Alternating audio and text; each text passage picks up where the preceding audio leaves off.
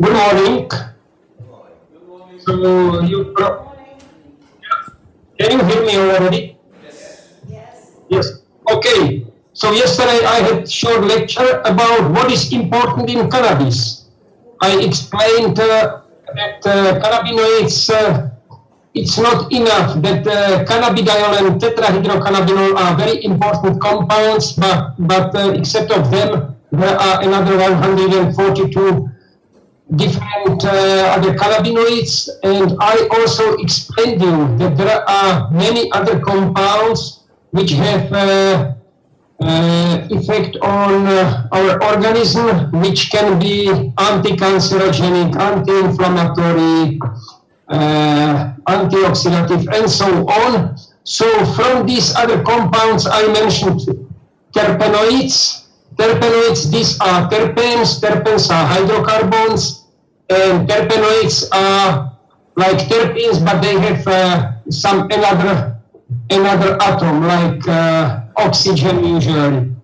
And then I told that there are also important compounds which we talk polyphenols, and many polyphenols are very efficient for treatment, and I presented some of them, and then part of these polyphenols are also flavonoids, and I mentioned just example of campherol and campherol glycosides, because they also in the form of flavonoid glycosides. It means that they are combined with 1 or 2 molecules of sugar. Flavonoids and flavonoid glycosides in cannabis are already known 49, and they are very efficient. So you must understand that we treat patients not only with cannabis compounds, which we are called cannabinoids, but also with other compounds.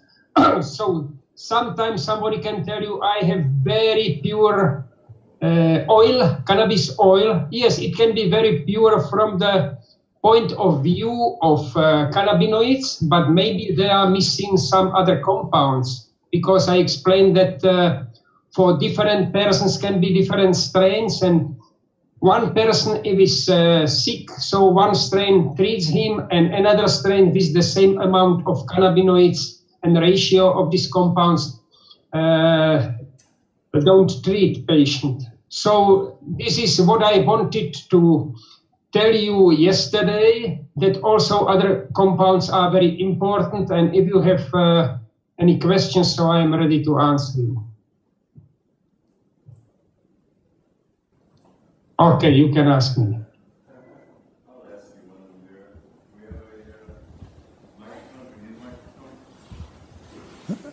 Hi, Lemire. The paradigm by which I look at things always divides metabolism into carbohydrate versus fat. And what you'll find with so many of these individual compounds is whether or not they're promoting or turning off directly the carbohydrate burning, or promoting or turning on or off the fat metabolism. And what you'll see is that those glucosides and so many of the flavonoids, etc., they all turn on fat burning, and you can see that by their activity with AMP kinase. So if you just look for the specific chemical and punch in AMP kinase with, you know, in a PubMed search, you'll always see how things are working, because they're either turning on the recycling of fat burning, or they're promoting the free radical production that utilizes carbohydrate and electron transport system. It always works. It's always true. Yes, it's of course very important, not only these chemicals, these compounds, but there are many ferments and different compounds which help change one compound to the other one. Like, for instance, cannabinoids. I told you that the main is cannabigerolic acid, and from this originates by 3 independent weights: cannabidiolic acid, tetrahydrocannabinolic acid, and cannabichromenic acid. And this is with the help of synthase. So cannabidiolic synthase make cannabidiolic acid from cannabigerol, tetrahydrocannabinolic synthase, tetrahydrocannabinolic acid, cannabichromenic synthase, cannabichromenic acid. This found Japanese scientists, and these are very important, of course, not only compounds which can treat you, but also are important these active compounds which help change one to the other compound in biogenesis in the plant. Where can we find data on specific flavonoids or other compounds that are in cannabis by strain? Is there any register where we can find what strains are more abundant with specific compounds? At present time, there are known worldwide probably several thousand strains which are separated to groups according to the amount of cannabidiol or tetrahydrocannabinol and their ratio. Usually three, the most important are CBD high strain, THC high strain, and as called Dr. Hornby 50-50 strain. It means about the same amount of cannabidiol and tetrahydrocannabinol. At present time also started in some laboratories to study terpenes. I do also this research, and so it's known that certain strain has certain cannabinoids and certain terpenes. At the present are not studied other compounds. So all this, what I told you, 1,265 compounds which are known, these are compounds which were identified in different strains, but they are not connected to the ratios of cannabinoids, because the target was to find all possible compounds in different strains. So this is just music of the future, that we shall study particular strains from the point of view of the other compounds. So later we shall know that certain strain has certain cannabinoids and their ratios, and certain terpenoids, and certain other compounds, probably polyphenols. This will be the most important compounds. Of course, I'm not talking about, they were found also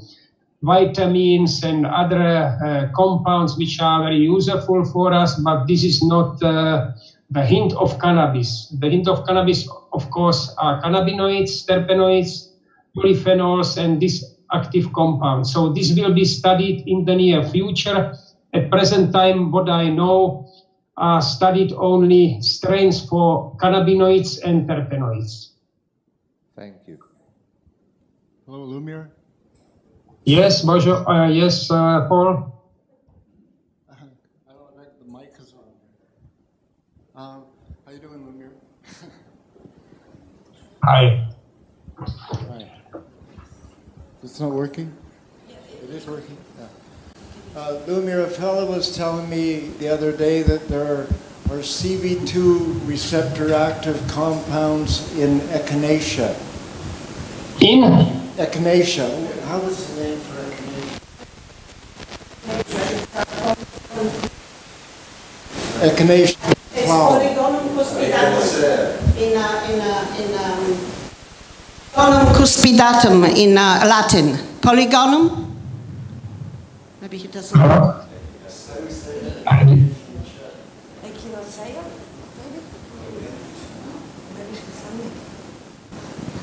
Lumir, do you understand Slovenian? Ameriški slamnik. Echinacea. Because I can hear, but it's with back echo. So sometimes I don't understand some words. Yeah, maybe we can type in the computer. Google it. How? Google.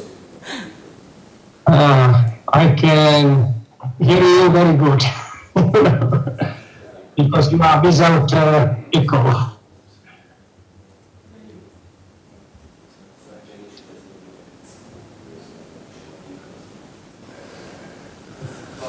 The answer, Paul, is yes. So, Paul, what do you wanted to ask? What did you want to ask? Oh, I gather these are not cannabinoids. They may be alkylamines that are receptor active. It would explain. It would explain the. For example, you take this plant before a cold or flu, and it often clears up because you're activating CB2. But I wonder what these compounds are. I doubt if they're very much. I doubt if they're cannabinoids. I think they're. Can you hear me? They're not cannabinoids. Paul, I now heard Maya, but not you.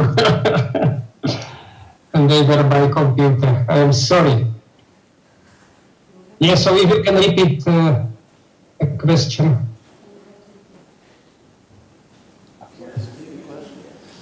A fellow was telling me the other day that there are receptors, CB2 receptors.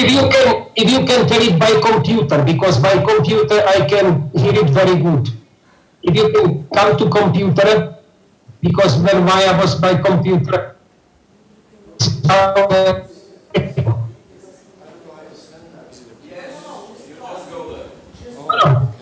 Paul, if you can tell this to computer, this I can hear very good.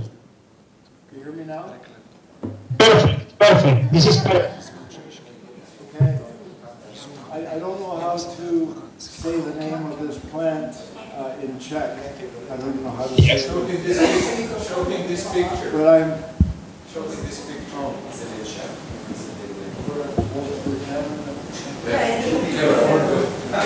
It's well known in Asian You see that? Yes, I see that. Yes, yes, yes.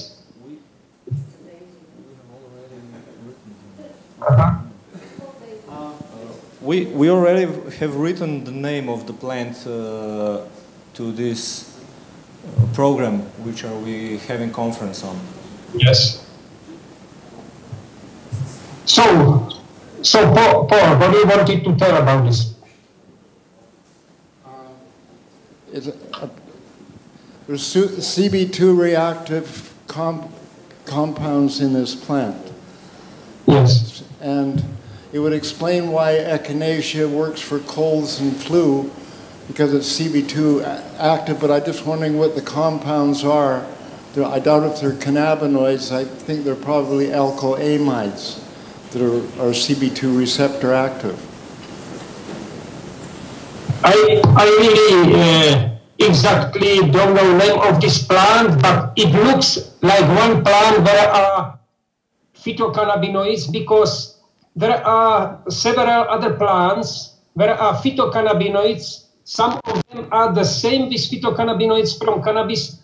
Some of them are only similar, but they fulfill the name phytocannabinoid. Yes, so these compounds were found in different parts of the world, and also probably, I am not sure, but according to the picture which you gave me just now, so I think that it can be also this plant that has similar compounds, and in the fact, not all these compounds which were found which fulfill name phytocannabinoids, and this is about 50 compounds. In November, I published with Professor Appendino from Italy. We published full picture of all phytocannabinoids, not only from cannabis, but also from other plants. These are about 200 phytocannabinoids today known. So there are biodynamic action still is not known, but I hope that also this will be studied in the near future, because some of them were the same phytocannabinoids as in cannabis, but had different optical rotation. So it can influence also action of this compound. I can give you sample how it can influence. you know that very important is cannabidiol. And sometimes they like to synthesize cannabidiol. And if you have synthetic cannabidiol, usually they start from terpenes which are not optically pure. In cannabis, these compounds are minus optical rotation. And sometimes they start to synthesize, for instance, cannabidiol from terpene, which is 95% minus and 5% plus. Then when they have synthetic cannabidiol, cannabidiol is 99.9% pure cannabidiol, but like compound, but not optically pure. There are about 5% impurities, 5% plus cannabidiol. And this we proved and published that plus cannabidiol binds to the cannabinoid receptor, so has quite different action. That is why it's very important that cannabidiol is not synthesized, and because can be impure optically, and better it's to isolate it from the plant, because you can be sure that it's 100% minus. My name is Barbara. I have a question for you. I am ill. I have sclerosis multiplex. I smoke cannabis. Is this good for me or not? I don't understand anything. By computer, I can understand everything. You hear me now? Yes. Yeah. Mrs. Peshut is asking you. She has multiple sclerosis and she using cannabis to smoke. If this is good weight of application for her. Look, also concerning multiple sclerosis, cannabis can help very good, but we have also examples for long-term use of cannabis in multiple sclerosis. Of course, it depends what strain is available, because in Czech Republic is very famous one lady which has multiple sclerosis, and cannabis helped her unbelievably. She was on a wheelchair and she get up, but today she's again on a wheelchair, and slowly it goes down. Why? Because this is only palliative treatment. It can help that patient is without symptom, but it doesn't treat the disease. So disease continues and doesn't treat the patients. It's not something like cancer that you can treat cancer fully with cannabis. But what was, excuse me that I go to the other disease, but what was found, it's very interesting in Spain, that when patient is free of cancers, just clean, so he must continue to use cannabis. Because patient which stopped to use cannabis when he was clean, so cancer return. So you must continue even when you are clean, so it's fantastic, of course, but you must continue to use cannabis to prevent return of this disease. So concerning multiple sclerosis, of course, for different patients are different strain. So you must find the strain which works the best with you, and then you must do your best to use this strain. Because I have one example, not multiple sclerosis, but again, cancer. One lady with cancer in Israel, when I saw her for the first time, she was almost finished. And after 1 year, she was wonderful. She told me, I feel like healthy, I have no problems, and she was like clean. But then she couldn't find her strain. This is problem because officially it's very limited. Patient, of course, also here, they don't have enough cannabis officially, so they must buy it on the black market.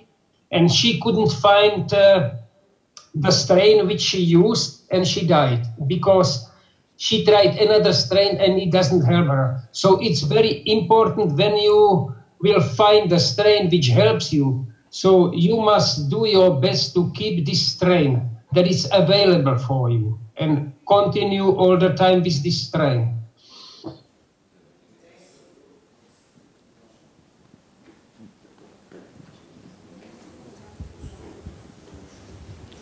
Hello, I would like to ask you some question about prevention. My son-in-law and my daughter are planting 2 strains of cannabis, industrial cannabis, Fedora 17 and Pheromone, and they produced oil. And when we are giving oil to our friends or to family, we would like to know what kind of prevention for maybe for healthy people can we tell them. What is the use and what is the profit that they can have if they use these oils on preventive purpose? Thank you. Do you have any experience or do you know this from literature? Unfortunately, I didn't understood all words, but as I understood, you told me that you had from physician 2 strains, different. We planted 2 different strains and we produced oil. Yes. And we would like to know what kind of preventive effects this oil can have on preventive efforts, prevention from diseases or from bad feeling or from this kind, they have on, let's have healthy people. For nowadays healthy, we don't know if anyone is healthy at this moment totally. Of course, it's very important when you have these 2 strains, so to know what exactly are these strains from chemical point of view. And then when you have oil, you can use it orally or you can use it rectally. So these are different ways. And for instance, rectally, it's very efficient. But what I know officially, now I was in the United States and we were talking then about that, and they told me that THC is not efficient per rectum. But according to the patients which use suppositories, of course, there is not only THC, because all these scientific studies, they start with 1 single compound. And we know that this oil, that this is complex of compounds, so it's quite different biodynamic action than just only 1 compound. You know, like good example is, I every time give example cocaine. If you use cocaine like pure compound, you can use it twice and you are finished because you are dependent and you can lose everything in your life. If you lose coca leaves also contain cocaine, but there is complex of compounds, and even after years of using of coca leaves, you can stop immediately without any problem and without any harm.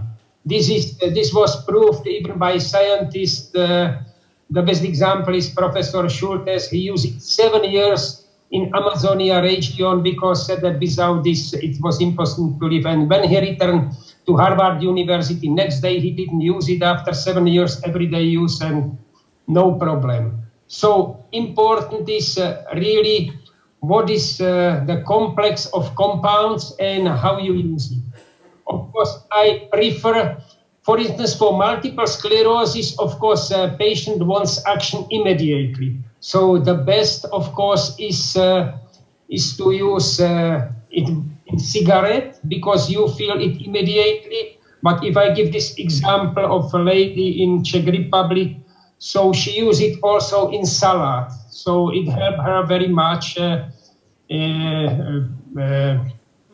because she had constipation because was in bed. After cannabis use, immediately was no this problem. So important is to know everything and how to use it. And as I said again, each patient must try how it works with him or her and must find correct strain and then use this. This is, unfortunately, we are not in the age of genomic. Genomic, it means that there will be a correct strain for particular patient that we can tell to the patient, you must use this strain and this will help you.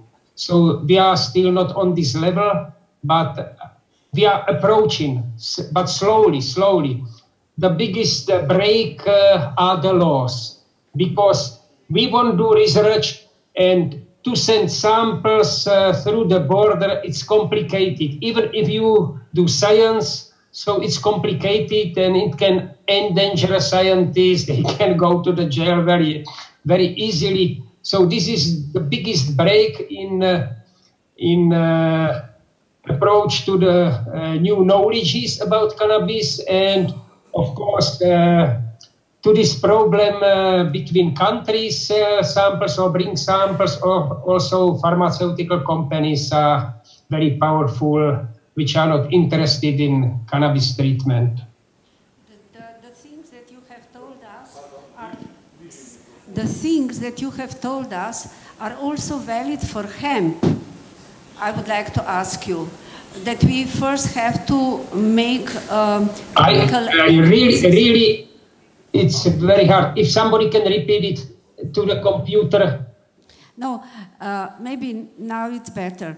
The things that you have been told us, or the facts that you have been told us, are also, I'm asking you, for hemp. That means that we first have to analyze chemical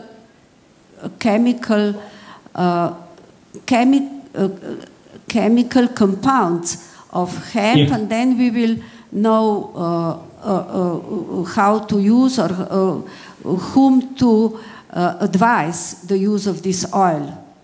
Yes, usually at present time they analyze it like for contents of cannabidiol or tetrahydrocannabinol. Some laboratories do also acids like cannabidiolic acid, cannabidiol, tetrahydrocannabinol acid, tetrahydrocannabinol, then cannabinol, cannabidivarol, and tetrahydrocannabivarol. Usually labs don't do better analysis.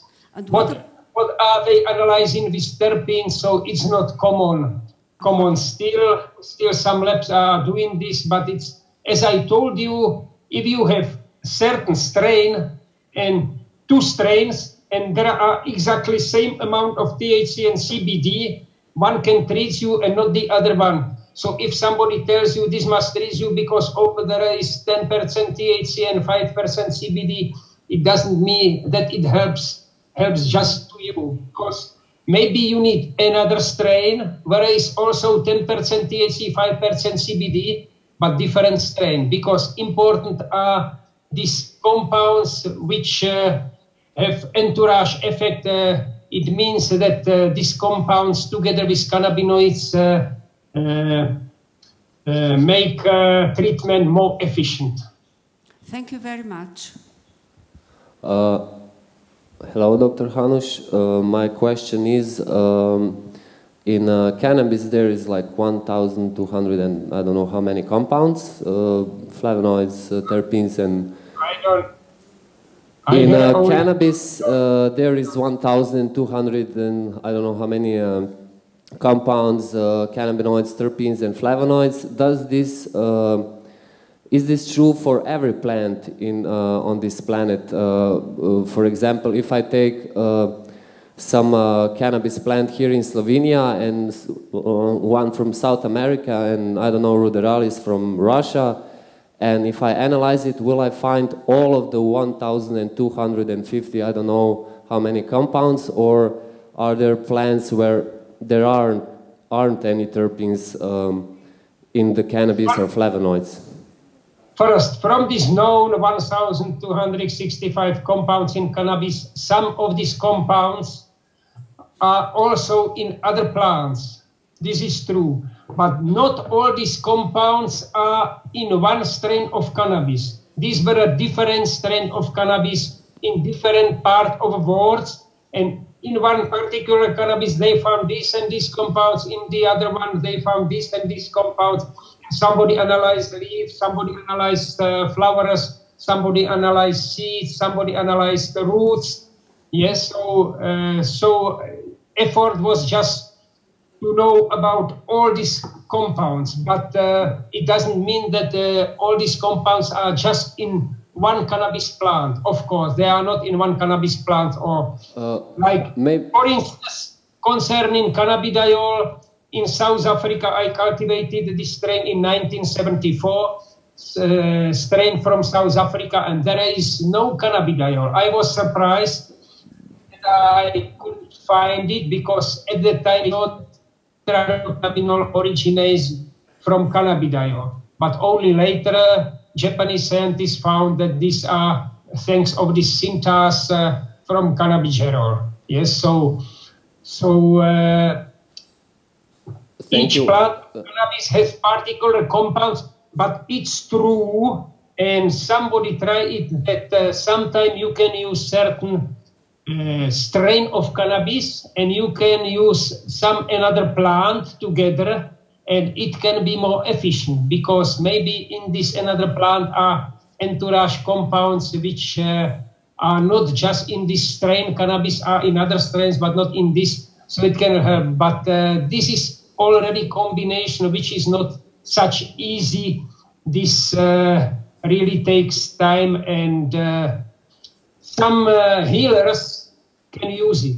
Yes, but for us, nobody can tell you use this medicinal plant. I give you example. I like mushroom in Europe. After rain, Czechs are in the forest and collect mushrooms. And mushrooms which are edible in Europe, I can find here, but here are not edible, these mushrooms, because they have just, this is quite different ecology, and they have different compounds. And I tried it. I ate here mushrooms which are delicious in Europe, and here I had really problems like diarrhea or pain in stomach and so on. So similar, it's this cannabis, that if you cultivate certain strain in different parts of the world, it doesn't mean that the result will be the same. Thank you.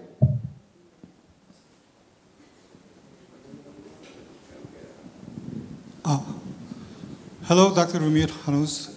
This is Ted Hong from Vancouver, Canada. I thought you were here, but I'm sorry I miss you. I have a couple of questions. I learned THC and our receptor working together and doing all this wonder work. I want to know, CBD works a little bit different than THC to killing cancer cells. The reason I want to know the CBD the mechanism how to kill the cancer cell without interfere with the receptor is possible? You know, CBD, THC kill cancer cells, but CBD is also efficient anti-cancerogenic compound, and when you have combination, it's not ideal to use just THC strain only. Every time is very good that there is also CBD. This was example which I mentioned, South African strain, which has lack of cannabidiol. So they found that in South Africa, acute psychosis were much higher than in all the rest of the world for people which use cannabis.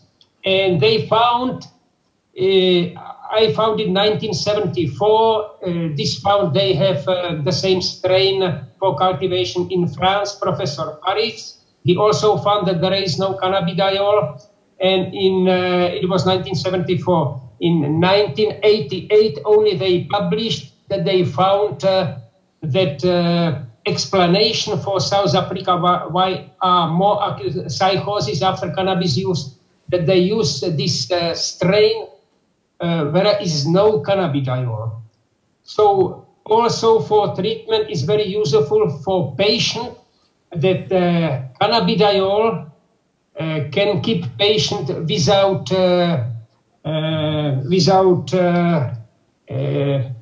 influence what he doesn't want simply. Yes, effects which he doesn't want are suppressed by cannabidiol and stay only these positive effects of CBD and THC together. The reason I want to ask that question is I'm dealing with a patient, 5 years old, a boy with DIPG, it's a difficult word, diffuse intrinsic pontine glioma. And unfortunately, it's very hard to understand. If you can tell this to computer without microphone, maybe it will be better. Because here I can hear it very good. Yes. I'm dealing with a patient with a 5 years boy, has a DIPG, diffuse intrinsic pontine glioma. And yes. I researched the disease as because the position of the tumor is a brain stem, which yes. is there is no CB1 receptor in this region, and because that area control our breathing and heart beating, and so what I understood is because there's no receptor, the CB1 receptor, so THC doesn't combine this receptor, so it doesn't affect our breathing or any heart beating. That's why overdose of cannabis cannot kill the people. So I wonder, because the tumor location is in brainstem, which is there's no receptor, what I believe. That's what I learned from the literature. So I wonder if CBD, the boy can take a CBD with the THC, mix it together. The patient. In the fact, CBD doesn't bind to cannabinoid receptors. In the fact, it's a very weak ligand, and it has just quite different mechanisms. So even if this 5-year-old boy has this glioma, you said? Yeah, the DIPG is a glioma, but location is the brain stems. Yes. So even when it doesn't work through cannabinoid receptors, so it can be, of course, efficient. Also, it doesn't mean that if there are in particular region is not the receptor that it cannot treat the particular part of the brain. In the Spain, Professor Manuel Guzman, they studied these problems in the brain, and they have only very limited amount of patients. They injected them just to the tumor in the brain, THC, and they extended the rest of life of these patients twice more. But unfortunately, they tried it only at 4 or 5 cases, so it's not significant, of course. And also the problem is that from a legal point of view, it's not such easy to do such experiments. So that is why it's lack of these clinical studies, but they proved that they can extend. You can find this publication, Manuel Guzman. And they extend just the rest of life. For instance, rest of life of patient is 1 year, so it was 2 years. So it's half year, so it was year. Yes. Okay. So that means CBD, it doesn't need a receptor to work the kill yes. cancer cell. So maybe the patient can be expecting some kind of positive result. Yes. Am I correct? Understood. Yes, yes. Thank you. You are right. You're welcome. Sorry, may I add something? It's true that we will have the session on cancer later, so that maybe we can just answer a little bit the question. So regarding cannabidiol, cannabidiol has a mechanism of action on cancer cells that is not well known. Probably has to do with the stimulation of oxidative stress within the cell. And what we have found is that it's complementary, so we can use TAC together with CBD. Then your question was whether in this glioma in the pontine region, in a region of the brain where you don't have CB1 receptors, it would be worthwhile to use TAC.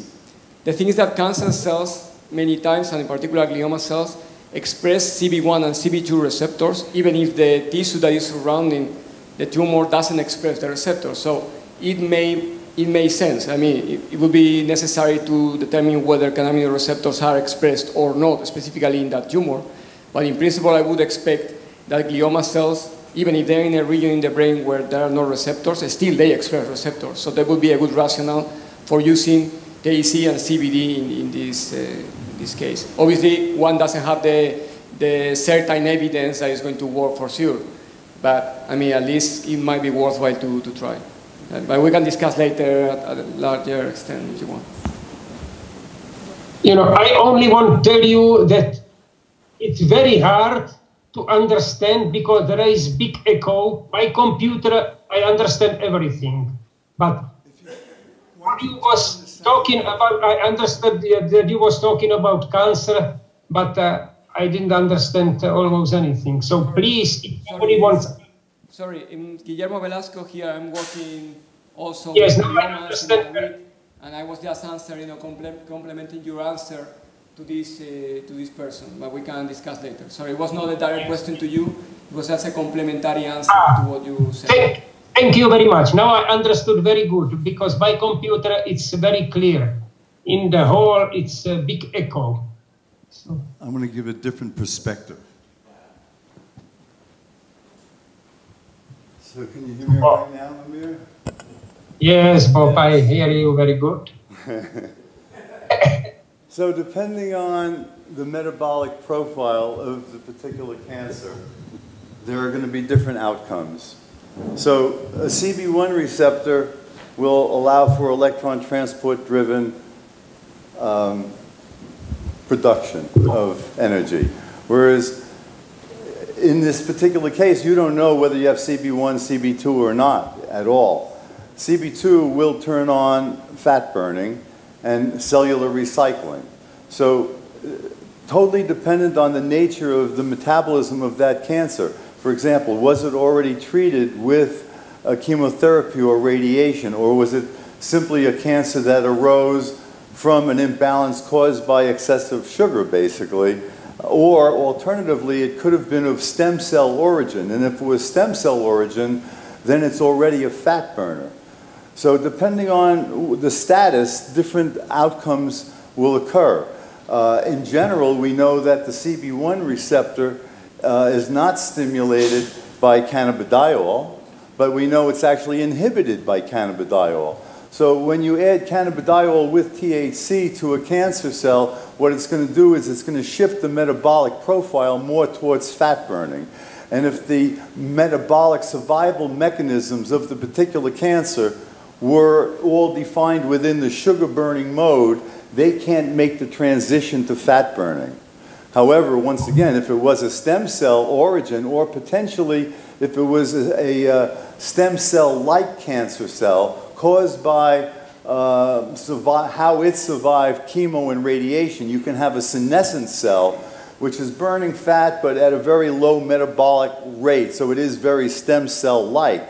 But because of its history, it often can have the ability to go back and forth in terms of easily adapting to different fuel sources, including things like glutaminolysis as another way of feeding into this whole thing. So what I'm saying is if we have a real sugar-burning cell and you force it into fat burning with CB2, you'll kill it most of the time.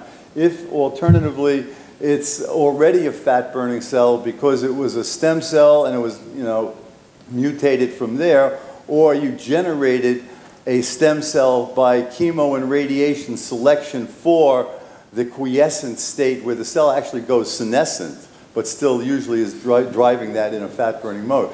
So, for example, if you have a truly resistant cell that's kind of a multi-fuel vehicle, it can do diesel and gasoline, then you've got to be able to overload it with extra free radicals. And that's why what we found is that by doing 10 days, for example, of intravenous vitamin C injection, because of the Fenton reaction and how that generates free radicals, that will overload, in many cases, these fully drug-resistant, multi-fuel-able cells. So just a different way of looking at it, but it seems to be very consistent. Thank you, Bob. So Dr. Melamed explain you it more deeply. In the fact, I am scientist. I am not working with patients. This better can answer you, Dr. Norby or Dr. Melamed, which have experience with patients. I have it just from the hand of the persons which treat with cannabis and from scientific literature. And I do rather basic research. So understand me that sometimes for the treatment, this details, I am not specialist on that. But I hope that together you can have better answer. If I can add something, well, probably it's out of the point here to do this discussion because it doesn't seem very technical. And probably most of the patients or people here are interested in more practical questions. However, yes. In any case, all these things that you mentioned are possibilities, but are just speculations. I've been working... one moment. I've been working with glioma cells, pancreatic cancer cells, hepatocellular carcinoma cells, cancer stem cells for a long time. I think there isn't any proof that there is specifically a change on the fatty acid or sugar metabolism. Actually, it does change. I have to tell you something. I did my PhD on fatty acid oxidation and liver metabolism. I have worked with autophagy. Probably I'm the first one who has shown that autophagy is activated by cannabinoids in cancer cells, together with my team. So I think I can talk about the things that you are saying because I'm working on that. And I think many of these things that you are saying are just speculation. It might be true. It might be true, I don't hesitate it, but that has to be proved. And probably it's not relevant. What we have seen is that when one is treating cancer cells with THC or the combination of THC and CBD, the cells are committing suicide, are undergoing apoptosis, in many cases through activation of autophagy. And that's a reality. But we have also tried this in cancer stem cell, glioma stem cell, that according to your opinion, probably it's true, they have a different metabolism. But there are no proof that there are these differences between CB1 or CB2. That's something that needs to be demonstrated. So I think there's no point on telling that like the complete truth. That could be a theory, if we demonstrate the theory is right. But what is practical for the patients is that the patients can actually use cannabinoids for the treatment of cancer cells. And there is a reasonable possibility that they are actually working. But the other things need to be demonstrated. I have worked with AMP kinase, I have worked with mTORC1, I have worked with all these things that you are mentioning. I know about that, but it's not that, as you say, that's the theory, and I have this speculation that has to be true because you have read the papers in different places. It's not like that. It doesn't work like that, and doesn't help science. Doesn't help even the progress of the cannabinoid research. So again, an alternate point of view is thousands of people have been treated by Rick Simpson oil, people treating themselves, and we've been treating people not only with cancer, with many other diseases. And one of the things that you clearly see, because we've done it with HIV, for example, with Kaposi's sarcoma, there's a consistent theoretical framework, and there is a lot of, in fact, support if you look at the genetic expression profiles of a variety of conditions, and you look at the conditions that you're using in your cell culture. For example, I don't know your specific ones, but typically, there's loads of sugar in tissue culture cells unless you're specifically going out of your way to eliminate that. And the levels of sugar that are used in tissue culture are equivalent basically to a diabetic person. So those are going to be sugar-burning cells. Unless you've made them fat-burning cells, and you see that what you have is a condition that's AMP kinase dependent, which people don't do. So my whole point is to bring this idea, this theory out to people like you. But I've found that I've been prevented from having dialogue at scientific meetings this way. I was originally chastised when I first brought up the idea that cannabis could cure cancer at an ICRS meeting or something years ago. I was poo-pooed. How dare I say that it actually could cure cancer? And a number of people, activists and non-activists, came after me for saying that. But we have a lot of proof, practical proof, that is fully consistent and has all the scientific support behind it. For example, we know that CBD does promote fat burning because we see the weight loss that goes with using different CBD products. We know that when you take high concentrations of THC as well, and if you have never experienced an overdose of oral THC, you would understand that yes, you are turning on fat burning because you are overwhelmingly hot. And that hot is the same kind of hot that happens when you run, for example. Because when you first start running, you're using your sugar and then you're using your glycogen. But after about 10 minutes, for me, and it differs on different people, you'll set into a different mode where fat burning comes on and you use different muscles. And depending on your training, you've emphasized those different muscles. The point here is, everywhere you look, the things I'm suggesting are consistent. If you look, for example, at diabetics, okay? And I know of 2 insulin-dependent diabetics. What I'm suggesting is that when you are depositing fat, it's because you're taking too many carbohydrates, but rather than burning them and making too many free radicals, you turn them into fat. Or in other cases, you'll turn them into fibers. Or in other cases, you'll promote the cell to divide, rather than overloading it and killing it apoptotically initially with free radicals. So with the diabetic, if they go on a fat-burning diet, or more easily, in fact, to take high concentrations of cannabis, they will profoundly lose weight because you're burning fat. They will not need insulin that they normally were taking, and they will have normal sugar levels. We've seen this on many occasions. Within a year, people lose 80 pounds. Not a problem. And in a similar vein, viruses like HIV, as well as the herpes viruses, they have evolved in our differentiated cellular mode because our immune system was responding to it. And our immune responses, there are different types as well, but having to do with the correlation of metabolic profile as well. If you look at things like M1 versus M2 cells, there's all metabolic profiles associated with that and how they in turn interact with providing support for a tumor or not, etc. Anyway, with the HIV, by taking a gram a day of oil, with the insulin, with the diabetics, we only need a half a gram, we found, maybe even less than that, depends on the person. But with HIV, the few people that we've done this with, they take this gram a day and went from, for example, millions of HIV viral load to undetectable with a spinal tap. And likewise, their T-cell count went from 37, which is full-blown AIDS, on up. We were doing really good analysis in Amsterdam for this one particular person, but sadly, what happened was the entire HIV team of Amsterdam was on their way to a meeting in Kuala Lumpur or something. That was the plane that was shot down over Ukraine.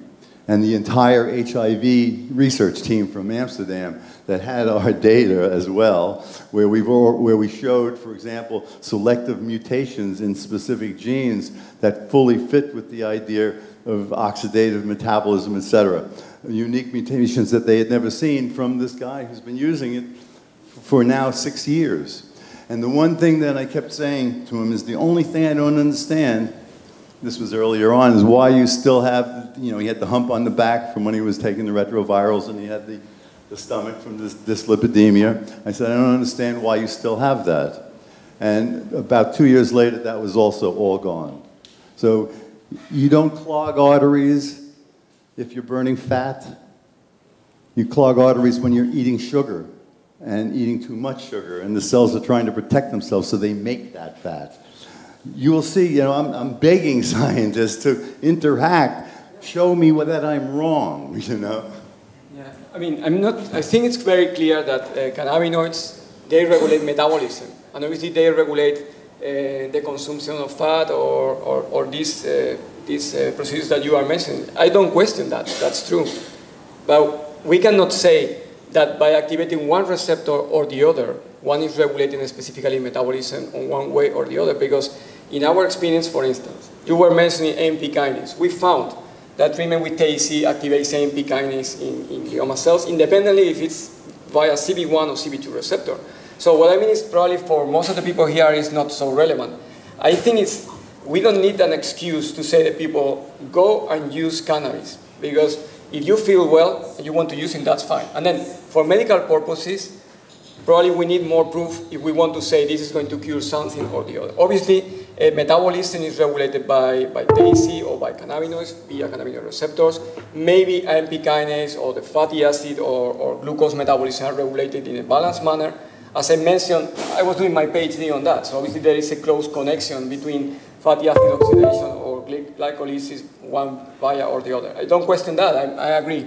The problem, I think, is that there are a lot of observation that match with an idea doesn't necessarily mean that that idea is true. I mean, for doing that, we need to do experiments. So my only concern is these are nice theories, and maybe we need to prove them. Once we prove them, then we can say that it's scientifically that way.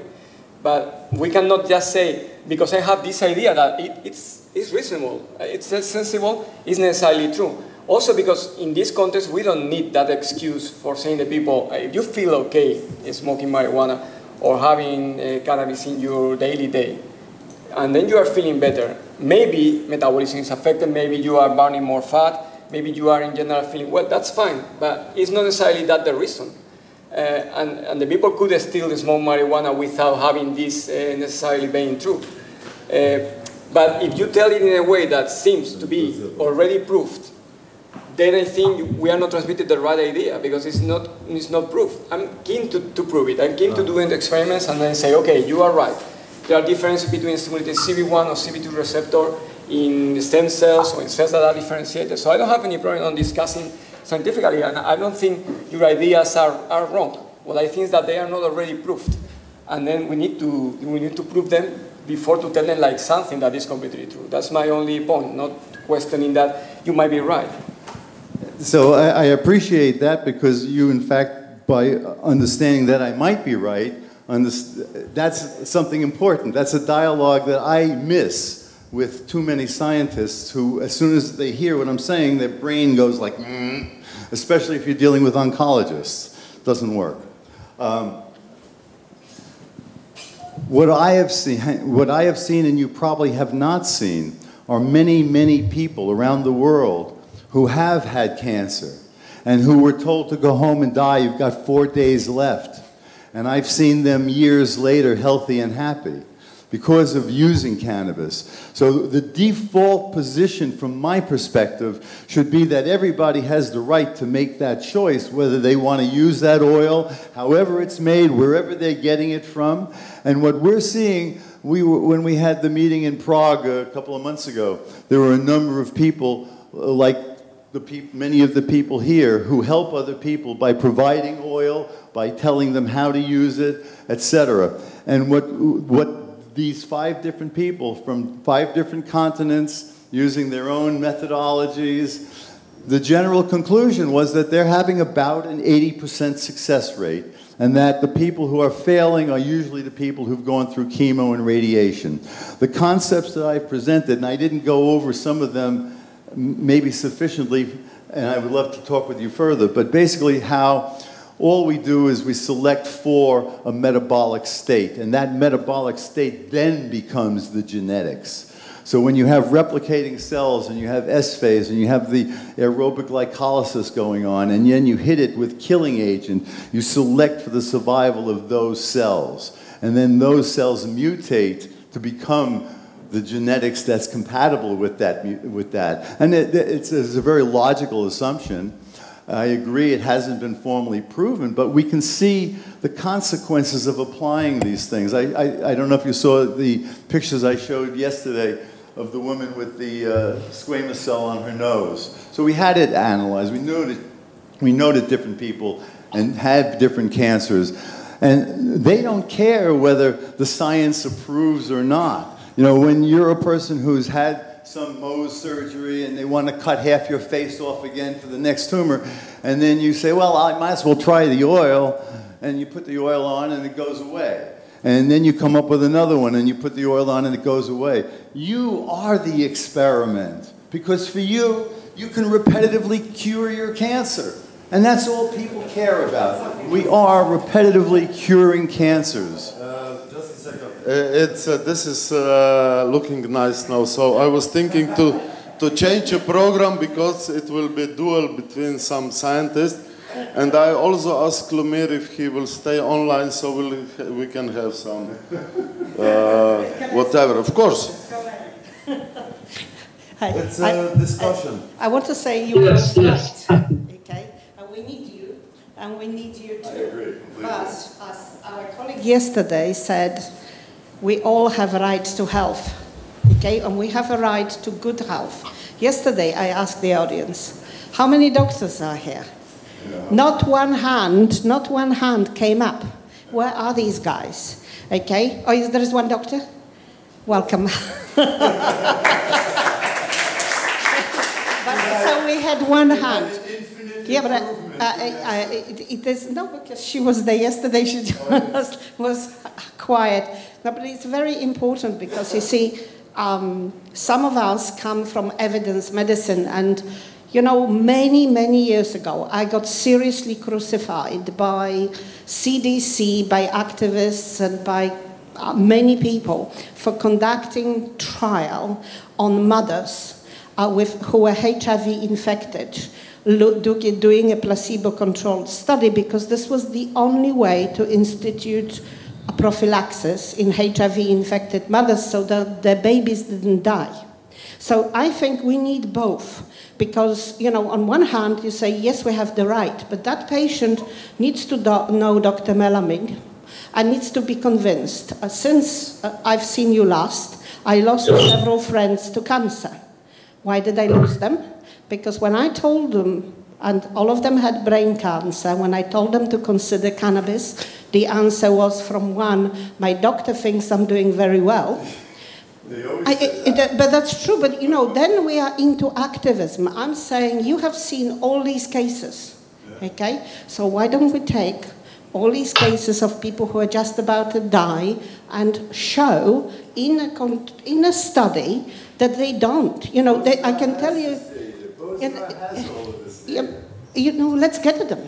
Let's publish them. What needs to happen? The patient who has cancer has a right. To speak at conferences. What are you doing here, Bob? You're welcome. Yes, but not the official blah, blah, blah. I was rejected recently from a conference in Pueblo.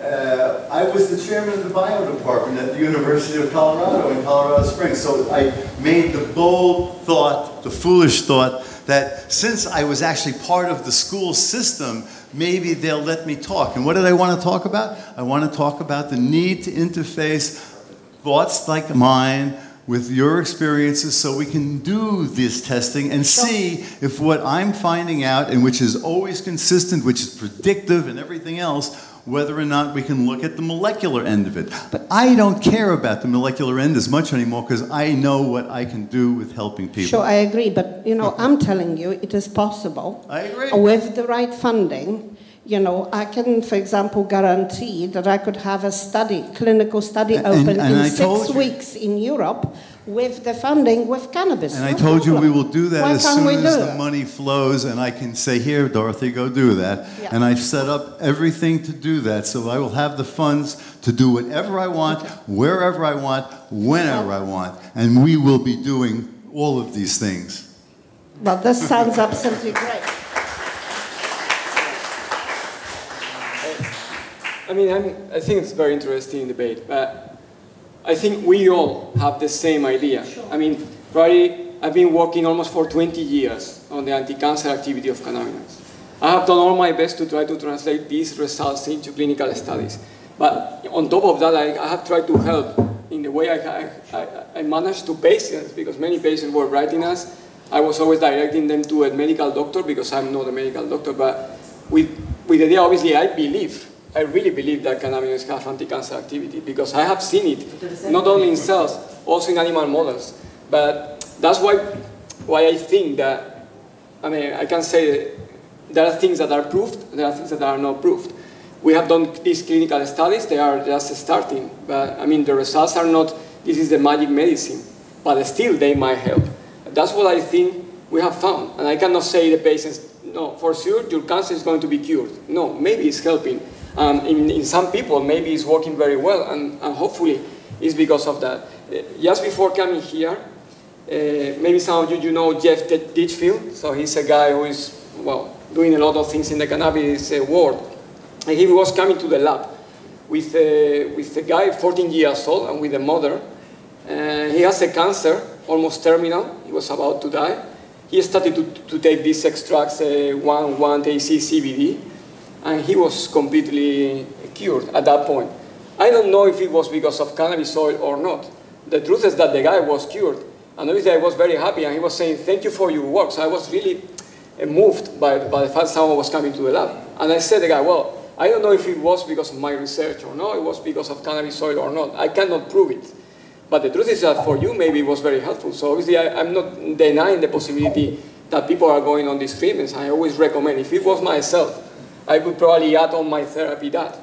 But the only thing I'm saying is, we can encourage the people to do it, but we cannot say what is not really proof, like is proof. No, all we want to do is have people have the option. Exactly. We want to give people the information, and as free human beings, let them make their choice. Because I was educated like you within the system. And at this point, I know for myself, and I'm sure for Bojidar and countless other activists, if we had cancer, we would not go to the doctor, we would not go to the system other than potentially for a diagnosis. We would come and we would take our oil and we would take these other alternative things that we've seen work repeatedly. We don't care anymore about the scientific establishment, other than I love taking the information so we can understand what's going on. But we are doing it. How many people have you saved? You mentioned one. Well, what if 100 people or 1,000 people came to you and said, thank you for saving my life? You will start to believe that it's true. Yeah, but actually... just a second. May I just interfere, because I think it's the right discussion from all three. Because one of the intention of our seminars is exactly that, to connect activism, science, and whatever we need to get this medicine available as soon as possible to everybody who needs it. Because all until now were political, bureaucratic games to postpone all the researches. You know how many problems you have at the researches and everywhere. So I think we should all work together, and this is our intention also why we organize those seminars. That's the point. That's why it's so important. And Bojidar, thank you indeed, because I think I've been to many conferences, and I tell you, yours, despite being small, is actually one of the best, because most other conferences take sides and you don't, and you need that balance, because I just want to, it sort of goes away from what we discuss, but these are very important points. In Europe, legally, and not just in Europe, we are limited, even if we grow hemp legally, we are limited to what we grow. We cannot get a license, and I'm speaking as a holder of one in the UK, we cannot get a license for a strain that isn't approved. That's a serious problem, even from a scientific point of view. Scientifically, I've been fighting my own government, and these guys are very friendly, but I'm not progressing very fast, to be able to germinate seeds that are of unknown origin. And I'm getting a pushback because these guys are asking, well, what are you going to grow? And my answer is, I have no idea. I have some seeds from different countries, from different places, and I don't know what they are. And to test I need them in a lab in order to test the variety. So I think it's a complicated matter, but we do need the right to do the research, proper research on correct varieties. I mean, what we've heard from Dr. Lumiere, What does he tell you? That it's not enough to have just the right level of CBD, of THC. If you go throughout America, Canada, this is what people are testing for. You know, they get... You're right, a touch there. Okay, it's so... Correct. So what does that mean? Do we understand, and do we understand which profile completely? You know, is it... No, but that's the point. You're trying to say this matches the real No, match. no, but I'm not. I'm just saying we need all of us to contribute. You know, if you take, I'm talking about the experience of, for example, working with AIDS patients in 80s. Okay, what did they get? They got, a lot of people made money on South American plants that had simply stimulants and steroids. So did the patients get better? Did they feel better? Yes. Did they die afterwards? Yes. So we are saying, you are saving thousands of lives, okay? I have patients who die because their oncologists and doctors will either not allow them to take cannabis, or they tell them nothing to worry about. We're going to keep you alive on whatever we've got. But you know David, so you know what I'm saying is I exactly know, but true. one patient... No, but we have others as well. That's the one you know. Yeah. Okay. So, and you know, it's a complicated matter. But you know David would be dead if he was not doing cannabis. Well, he might have been dead if he wasn't treated 20 years ago when I met him as a kid. So, you know, let's just keep it. You didn't know him then. I knew him when he was 16 years old. So, you know, there are many different examples, and they are complicated. And at the end, you know, if you go out of here and have a car accident, we are going to probably take you to surgery, not plaster you in with cannabis because you won't survive. So, you know, you need... As I said, emergency medicine is perfect. We need everybody around here, including legislators, including people who talk about human rights, not just human rights, rights to do research, freedom of doing research, freedom of doing clinical studies, and the money. Because, you know, we spend a lot of money as a humanity. I'm a European community expert. I review daily, I don't know, 20 proposals. For each one of them gets about anyway between 3 to 6 million euro. My euros, your euros. You know, we all pay tax. So why can't we decide how we're going to spend our money? So it's all, we are somewhere in the middle between the activism, between our colleagues who are capable of doing research, between people who devise theories like you, and between those who also have done some experimentation, have some evidence. But, you know, I'm simply saying we do have the right to ask our doctors to be more qualified, and we do have the right for this to be available to us. It's very simple. What you just said, if I can add something, yeah.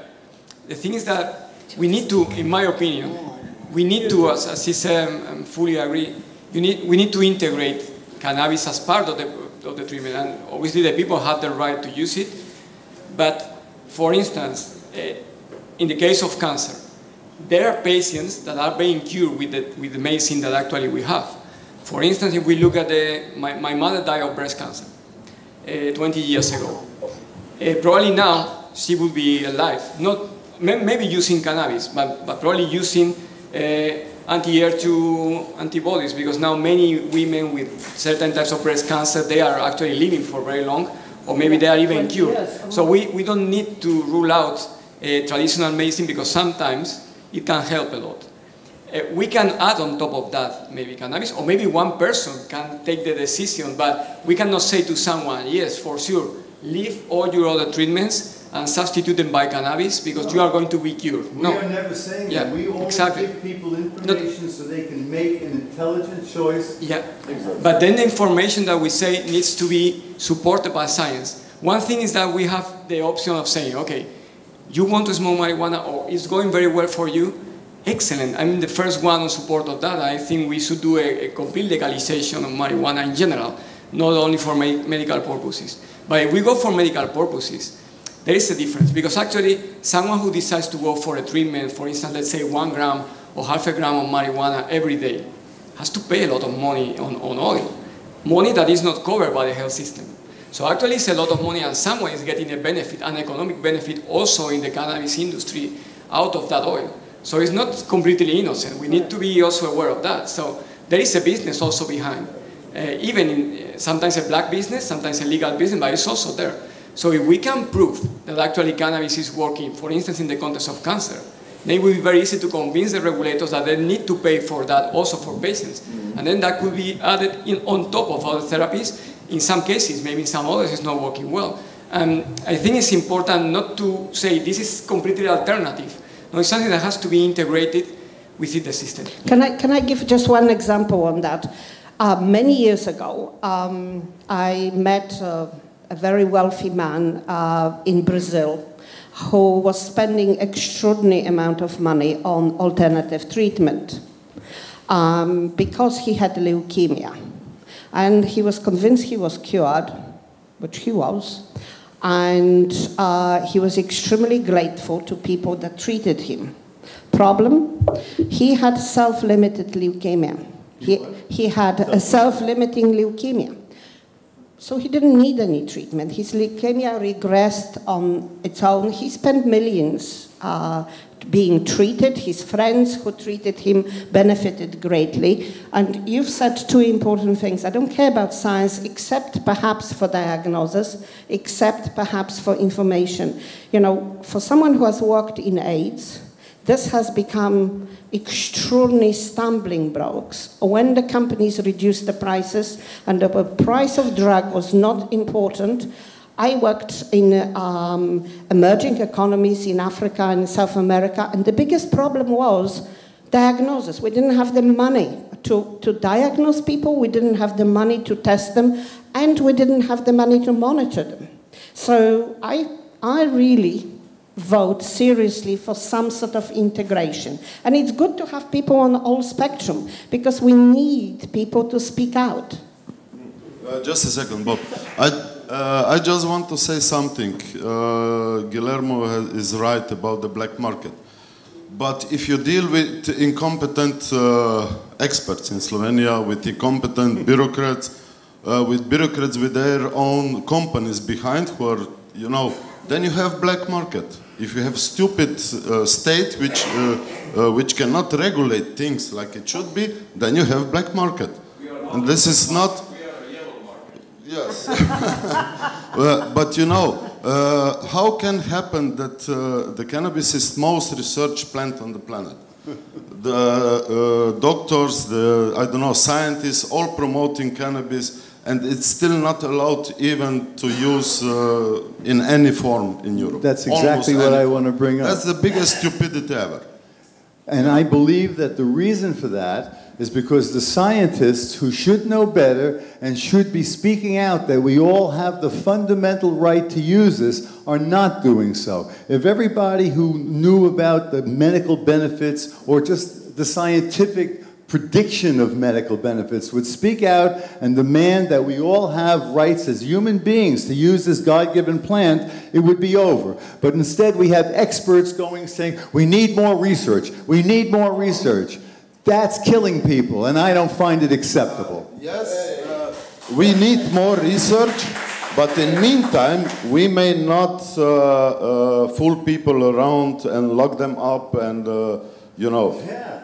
Yes, we need more research every day, that's not a problem, but the people may not be stigmatized because of the use. Yeah. No, more research, more proof, everything, because we are making research every day in every field of our life, so that's, you know. But we have to allow people to use it right now, and you can make research even easier. As I was saying yesterday in my presentation, obviously we need more research and we need more proof to affirm that something is going to happen. But that doesn't preclude the fact that patients need help now. In the context of this Spanish Observatory for Cannabis Research, we have a very good example, because we have patients We have medical doctors who are interested in using marijuana, and we have researchers. And the head of this, Carola Perez, she's a patient who broke the coccyx when she was a child. And she was taking opioids for a very long time. And she was about to commit suicide because she couldn't really support the situation. So when she started to use cannabis, she was getting much better. Not because she completely suppressed the use of opioids, but she could reduce a lot, and then the quality of her life improved completely. So she became really a believer of that. And she's always saying, my pain, our diseases can't wait. So that's true. I mean, why not facilitating the people the access to cannabis? And we are speaking up. We are the scientists. We are going to different conferences, even where people are against drugs, and we are explaining why medical cannabis should be legal, and we are trying to do our work in Spain. I'm sure it's going to work. And that's why Spain is moving forward. Yeah, but we shouldn't mix that with the fact that still we need the proof if we want to say for sure it's going to help. But in the meantime, it's true that the people cannot wait 20 or 30 years before this is approved. And they have the right to use it right now. So I think we all agree on that. I think we all agree, but take an example from nutrition. Okay, we have extraordinary amount of nutraceutical products. You go to Tesco's or any other, and you have walls filled with something for cardiovascular, something for your bad stomach, something. It's all colorful. It takes there are plants. So which one? So what do? So you go to the shelf and you forget everything. You go on cannabis. You take nutraceutical products. You go on a diet. You ask your doctor, what do you actually do? So it's true. And then you have pharmaceutical industry that is obviously saying, we will lower your blood pressure with ABC drug. And then you go to nutraceutical industry conference, and there is nutraceutical industry and says, don't forget about all this. We actually have this new fantastic compound we isolated from a carrot or from a tomato. Now, you make a calculation. If you are overweight, you have high blood pressure and maybe a lot of sugar. If you calculate what you'd have to take based upon what's available to you, you'd be, your house will be like that with pills, so I think it's balance. I agree. We should advocate for the right because, if somebody is dying, they have a right to painkillers. They have a right. But it doesn't matter. I agree. But equally, we have arrived, even in nutraceutical industry, at the situation, don't eat margarine. No, you do eat margarine. Don't eat butter. Yes, you eat butter. Don't eat coconut oil. Yes, you do eat coconut oil. I mean, and at the same time, we are quite educated, quite a bright society with lots of news. So why don't we use that knowledge? We can use the knowledge, and we should be using the knowledge. But the knowledge is not good unless it filters somewhere, because we have created a 2-3-tier society where some people medicate themselves, some go to the doctor, some ask a friend, but we pay taxes. I don't want to pay taxes to people who don't know. I want to pay taxes to educated doctors, but the doctors have also the right to education, Bob, and they don't get it. Young medical students do not learn nutrition. They do not learn about endocannabinoid system. They have no idea. They will go through 6 years of medical school, will come out on the other side, and will wonder what happened to their lives. At UVM, we have a course on cannabis, but they don't want me to speak at it. As a volunteer to just give a different perspective, I'm not allowed to speak. Bob, I just want to tell you, we informed all institutions from Ministry of Health to medical chambers, everybody, and I said now, Ted came from Seoul, right, for this conference to learn something new, and our bureaucrats and are 100 meters from here with a bunch of invitations and nobody appears here. So that's the biggest problem. They think they already know No. The biggest point why cannabis is not allowed is very hard to spit into your own bowl. And if they are talk about until now, it's horrible and dangerous, you know, they cannot switch their brains overnight. And therefore, such conferences as this are very important to kick them a bit. Yeah, I think one thing that we need to be aware, and that's crucial, is we need to convince the unconvinced. Because many people in this audience is probably already convinced that cannabis is very good, and they obviously want to use it. But we need to target the right people that are in the right positions, because if we convince them, then we will get a change. For instance, our strategy in Spain. We have many doctors who are like basic doctors, normal practitioners, who are really interested, they are happy patients. But we want to target the heads of services, of oncology, of pain units, places where there are actually people with influence that actually can also influence the ministers, can influence the government, so they actually change the regulation. Because if you convince the right people that are not convinced at the moment, but they might be convinced because there are data and situations that really convince, then the situation changes. And something like showing a patient who was in a very bad condition and then is in a good condition, for instance, Charlotte, or some of these children who have epilepsy that was refractory to all therapies, and then after taking CBD, for instance, they change completely their lives. I think that's something that any politician can deny. And then that's helping step by step. So I think it's important to convince them. I know it's difficult. We have difficulties in Spain. Sometimes even the argument, I was in a conference the other day where there were physicians and there were also representatives of the health system. And one of them was saying, well, but we need to have, if we decide to go for cannabis, we need to have a psychiatrist or psychologist always, because the people could get addicted to cannabis. And I said, think what you are saying. Imagine someone that has a glioma, that only have a life expectancy of 14 months. You think even in the case that is not probably real, that he's getting addicted, it makes any sense to prevent the use when maybe he's gaining... Yeah, exactly, that is so obviously very addictive. So it's so logical that we need to convince. But I think the arguments have to be a little bit also on their line of arguments, because they are used to discuss also with scientists, with other medical doctors. So we need to convince them, because that's the way that can be incorporated into the system, and then we will be able to help. Well, the big advantage of cannabis in terminal patients is that, you know, I don't know how many of you are familiar with it, but the big problem of terminal patients, even if they are not going to live, is the fact that morphine causes incredible constipation, and to the point, and controlling that is medically extremely challenging. Anyone who has looked after terminally ill patient will know that.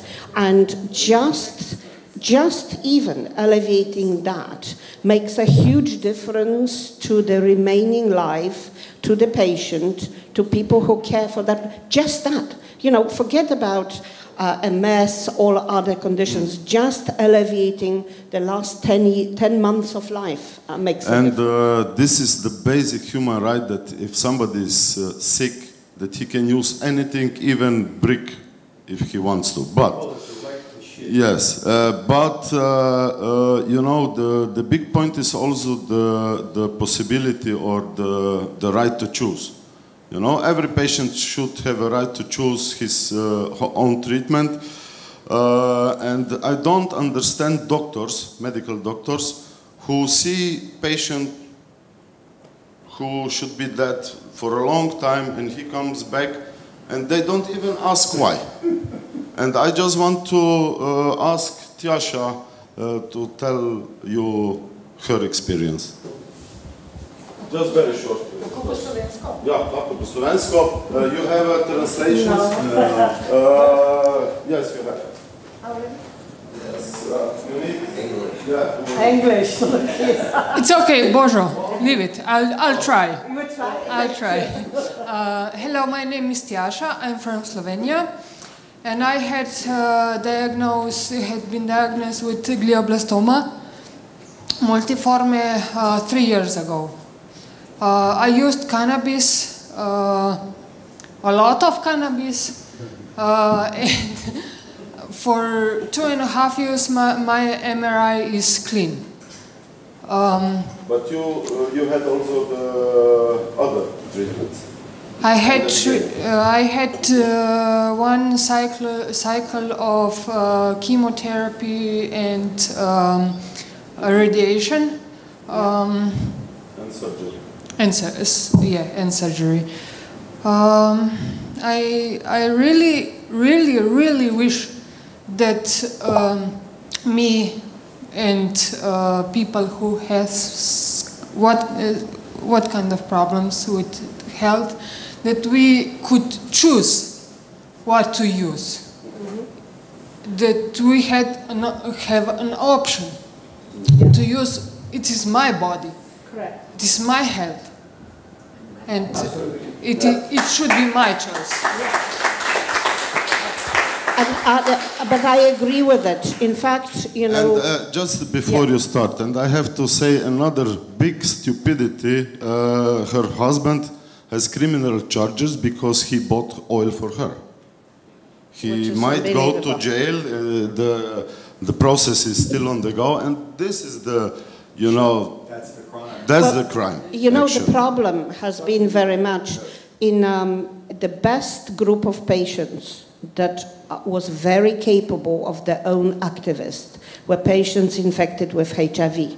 And you know, a lot that they have changed.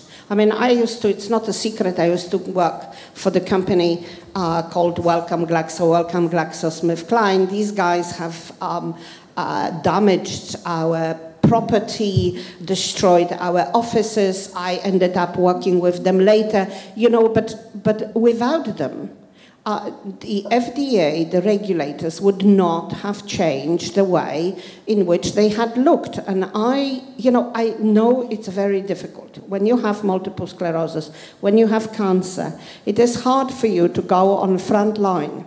With HIV patients, very often their partners, their families went for them. So it is very hard, but I think we do need patients in this mix to speak out, to tell their stories.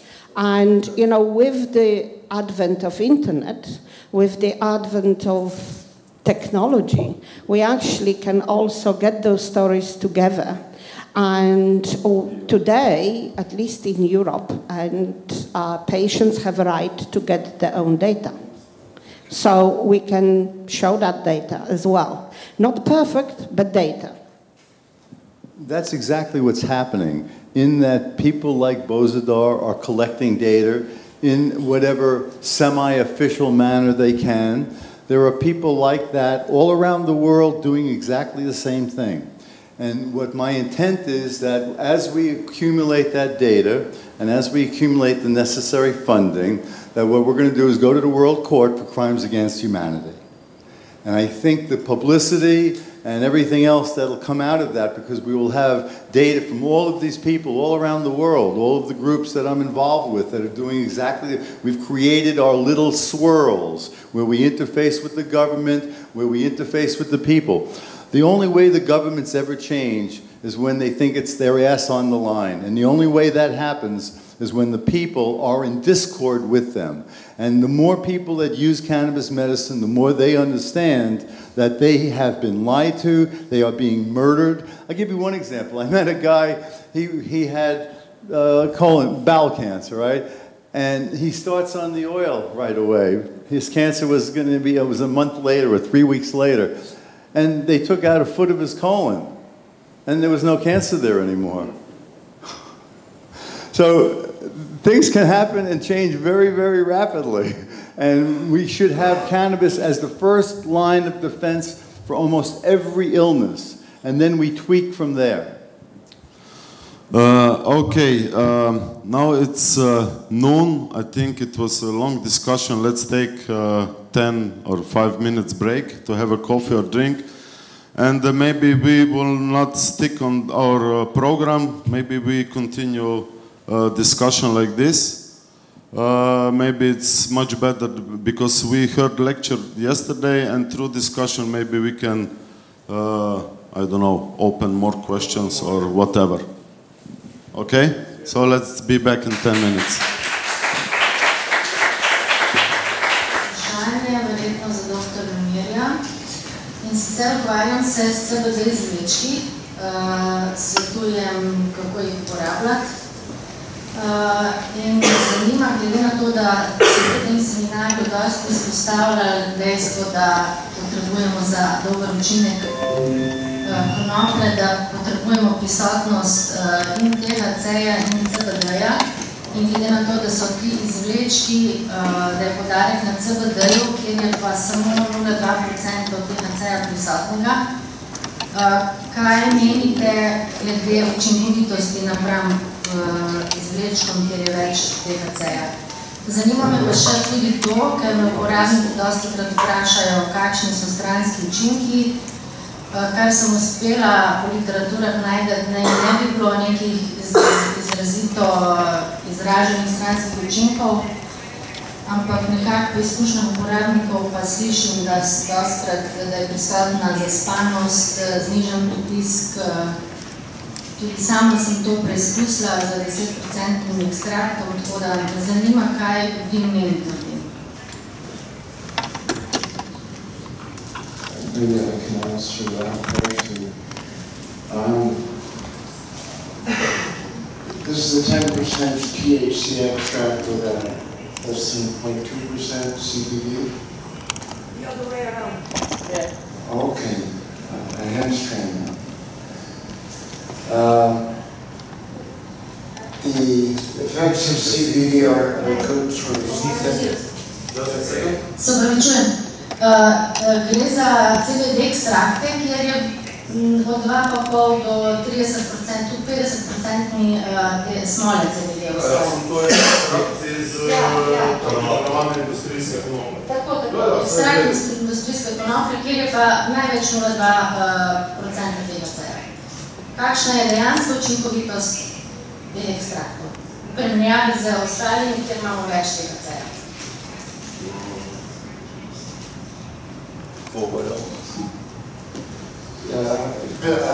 First thing that comes to mind, it would be a good anti-anxiety. And also would be effective for cancer as well. If I was treating somebody therapeutically with an extract of a strain like that, I would give them that as a cannabidiol, and if I was treating cancer, I would increase the THC over the CBD dosage until you see an effect. Extracts like that, you say it goes up to 60%, that's quite a high CBD content in the extract. Once again, the THC concentration in that sort of extract will come up to around 5 or 8%. So you're getting a good amount of THC and CBD in a high extract, as that suggests. I thought it was in my face. It has to be in your face.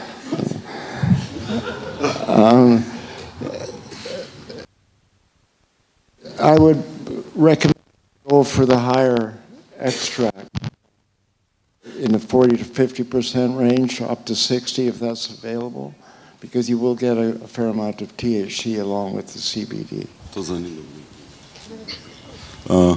I have a question actually to Dr. Lumia and to you.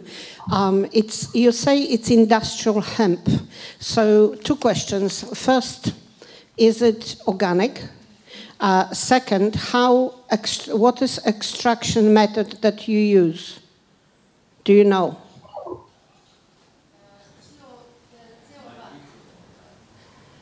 CO2 extraction. It's a CO2, and is it organic or not? Yes. So it's organic industrial hemp.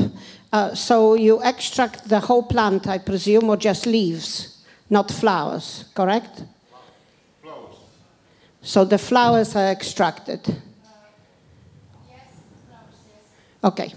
I have a question to Dr. Lumia, because you first I don't think, people may not like it, what I'm going to say, but I don't think we have a full profile of CBD clinically established enough to comment on side effects.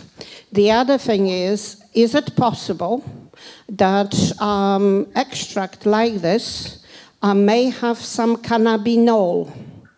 I don't know whether Dr. Lumiere can hear me, but if you take flowers of industrial hemp and extract it into CO2, depending on how it's been stored, is it possible that you have some cannabinol? And cannabinol will make people rather sleepy in very low amounts. There may be something else. In the fact, I studied hemp, what you call hemp. It means cannabis with low THC, low CBD. For me, any cannabis is hemp, you know, because difference is only in quantity and ratio. And so-called hemp, this is very useful medicinal plant. We treated with hemp in Czechoslovakia from about 1955 up to 1990. I personally prepared for drugstore from 1970 to 1990 extract.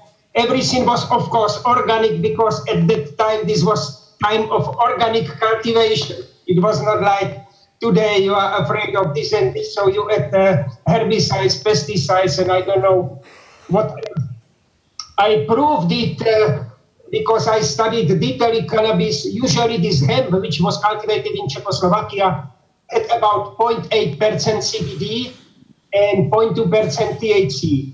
If I cultivated this hemp like Synsemia, it means I protected pollination of female plants, so then it increased, I can tell you, like drastically, like 5 times or even more. So it became, like, according to the European rules, it became marijuana.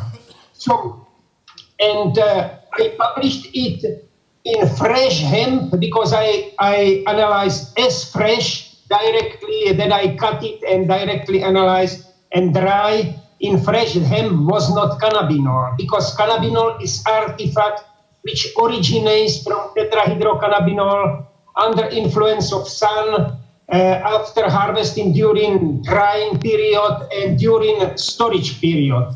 So this is in effect artifact, and I saw also what patient used cannabis with very high CBN. It means that it was decarboxylated too much, or that it was old cannabis, because, you know, cannabis is higher, and even Professor Mahmoud El-Sohli from Mississippi University, who is the biggest expert in the United States for that. So even he has publication that according to the ratios and according to the amount of cannabinol, he can tell how with the aging is increasing amount of cannabinol. So cannabinol is artifact. It's not in fresh plant. Thank you. A word of caution, because we've seen things happen, and it's, again, important for the medical marijuana community to communicate with the more formal medical establishment. There are certain things that you have to be very careful of using CBD as well as THC extracts. In particular, the 2 examples that I've seen be very problematic is that a proper CBD extract or THC extract will definitely lower high blood pressure. But what I've seen is that if you take, no matter how much CBD you take, if you're not on blood pressure meds, it'll bring you down to a normal or a lower normal.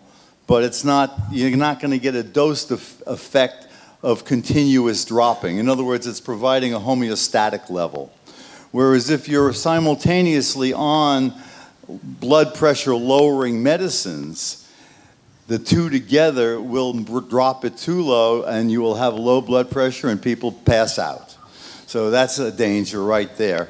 And in a related vein, but I've seen this with THC, but I believe the same will be true of CBD-containing strains because of the fat-burning end of it, is that diabetics have to watch very carefully, because when you turn on the fat burning, you don't need the insulin. And if you're not monitoring the change and getting off your insulin as you transit into cannabis and other things that promote fat burning, you can wind up with insulin shock, and we've seen that as well. So be careful.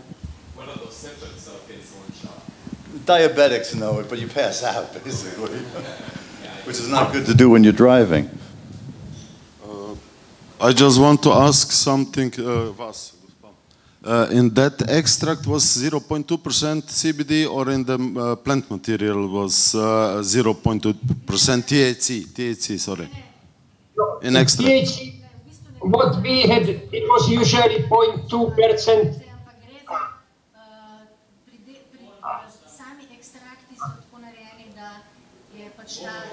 Samo malo. Spraševala sem za CBD ekstrakte, ki so v bistvu proizvedeni. Lumir vas nima prevoda. Aha, slabo. Boste vi mogoče... Ja, gledajte, ukvarjam se z CBD ekstrakti, ki so tovarniško proizvedeni in je kontrolirana osebnost CBD-ja od 2,5 do 50%, kar so smole, in je 0,2% THC prisotnega, to kot je dovoljeno, da je to v prosti prodaji. Se pravi, da je to umetno mešano, to ni naravni ekstrakt. To so naravni ekstrakti, to so naravni... CO2 ekstrakciji pač... To mi je jasno. Regulirati, koliko je prisotnost. Se pravi, ni več naravni ekstrakt. Ostali kanabinoidi so pa tudi prisotni. Ni naravni ekstrakt, okej. Ni celovit. Ni, je že odvzeto, razumem, ampak ni naravni profil kanabinoidov. Okej. Ja. Ja. Now this extract, it's a little bit different. It's an extract, but with just 0.2% THC. So it can be on market in Slovenia, because in Slovenia it's up to 0.2 THC as a food supplement. But not anymore, actually, because public agency for, I don't know, medicine decided and issue a warning that the highest, I want to comment you guys on this, the highest dose which can be taken by a person in a day is 2 milligrams of CBD and 0.06 milligrams of THC. I want you to comment on this, please. That's totally stupid. You need 100. Thank you. You need 100 times that amount for many of the benefits that we're seeing. Plus, there is no data that would suggest that you have a serious toxicity. You can't kill even animals with CBD. So that recommendation is not based on data. So in fact, from the activism point of view, I wouldn't tell them it's stupid. I would tell them to give you data, because the regulators cannot make decisions per law, per European community, per any legal framework based upon no data. This is what regulators say, that they make decisions based on data. So ask them for the data. Very simple.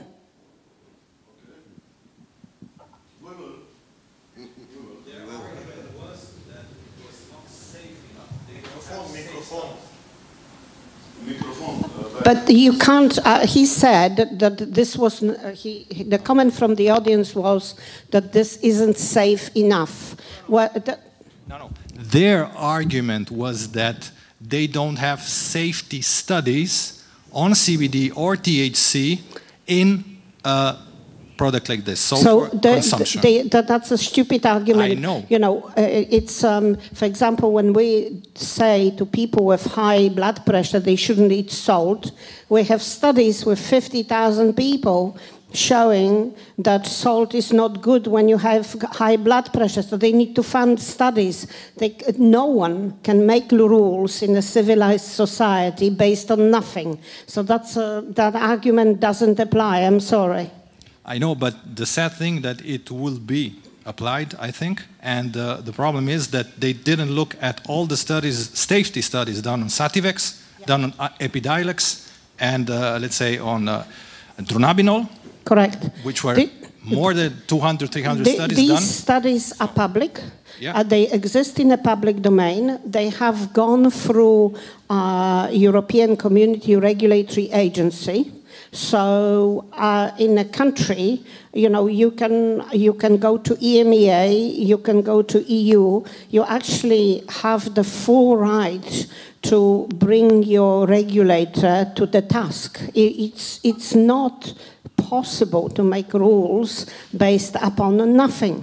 It's not in Europe today, I'm sorry. Just a question, this is regarding supplements, food supplements. So these studies were done on medicine. A question for you, were there any studies done on food supplements on the safety of these cannabinoids? Which is in itself illogic because medicinal studies are way more, have to be proven for safety than food. But well, that's their argument. On food, actually, I don't quite agree with you because food industry right now is suffering from big problem.